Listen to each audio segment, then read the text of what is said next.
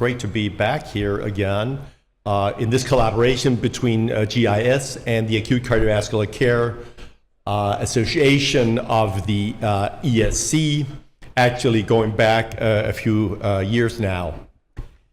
So you know that when we talk about left main PCI, there is this old statement from that PCI is awfully simple most of the time, but sometimes it's simply awful. And if you ask AI, they will tell you that PCI of the left main is not simple at all. Here are my disclosures. You know, in elective cases, we have some great studies, two main studies, the Noble and Excel, that has been presented almost 10 years ago. But these were all elective cases that, you know, with a few caveats, you know, that sort of says that bypass surgery and PCI is a viable option for these left main cases, with, of course, a few differences and long discussions in between. And you need the heart team. But when you move to the acute setting, what you'll see in many of the trials, of the STEMI trials, the NSTEMI trials, you have very little indeed of left main involvement. This is just from one of the trials that we published 2 years ago, the multi-stars, where you see that there was a complete lack almost of left main involvement because these patients are so sick or being excluded from the trials. So very little left main to learn from the big trials. So we have to look in some registries when comparing, you know, one's bypass surgery as the better option and also to PCI. But again, you see in many of the registries, for instance here, the STEMI registry PCI registry and bypass registry from Sweden. Lots of cases here, long-term follow-up, almost 5 years. And you can see here that a very important feature when they publish these is that they excluded patients with previous bypass, STEMI, cardiogenic shock, and the patients who were not eligible for a bypass surgery.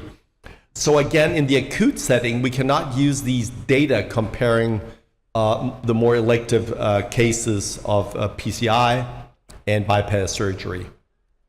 A very large study also with 6,000 patients plus undergoing left main PCI came from the Belgium registry, but you see again, they also excluded protected left main and prior LM PCIs or restenosis or stents already there. And they also excluded cardiogenic shock and out-of-hospital cardiac arrest.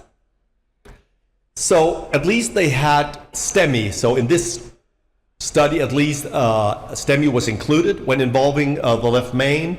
But you can see that 60% of their cases were elective. But I think importantly, when you do include STEMI and also left main involvement without cardiogenic shock, you can see here that they had a considerable 30-day mortality of 6%, and the long-term mortality up to 3 years was actually almost 20%, 18.5. So this is not a benign disease, even when you do not have complicating matters. So terrible slide. You know, I put it up here. I have to defend it. So if you just look to your right, the middle for now, because we only have 8 minutes, you can see here that the indication when you do left main PCI really matters. So they had a highly significant worse prognosis in the patients who underwent an emergent or STEMI or non-STEMI indication for the PCI compared to the elective. Of course, other important variables here, predictors of poor outcome, is low center volume, diabetes, and so forth.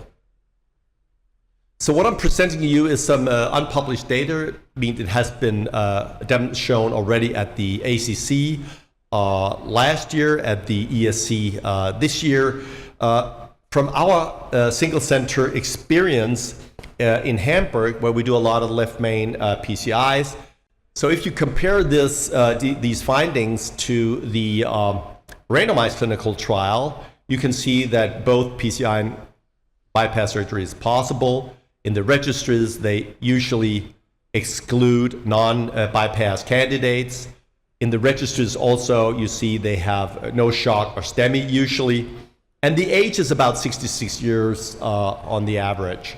And the ejection fraction in these registries are also, like in the trials in green to your right, preserved mostly. So ejection fraction of 56%.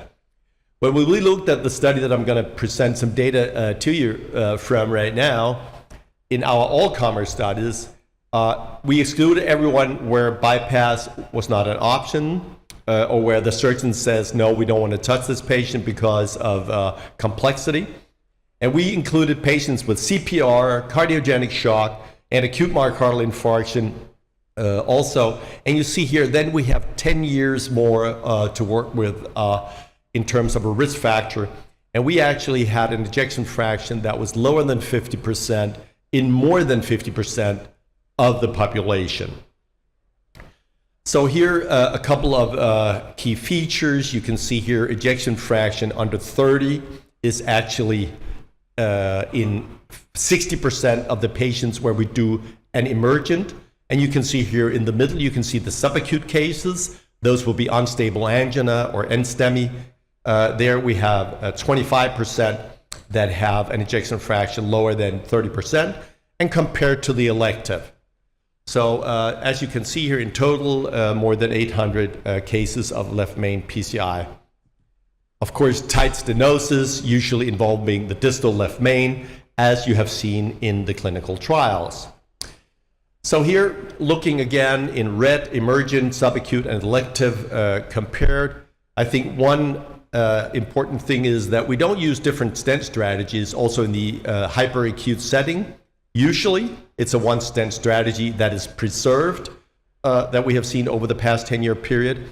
But importantly, if you look at the emergent in red, we actually do protected PCI in almost 50% of the cases, compared to 11% for the subacute and only about 2% for the elective PCI cases of the left main.